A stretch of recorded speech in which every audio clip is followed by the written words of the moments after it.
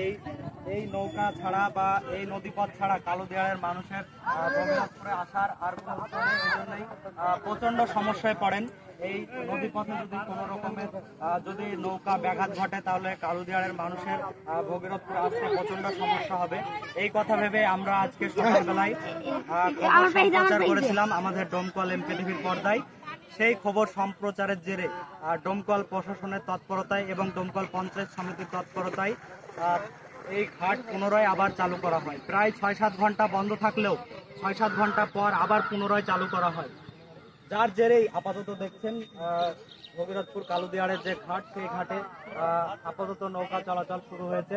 আমি ক্যামেরাম্যানকে বলবো সেই নৌকার চিত্র তুলে ধরার জন্য।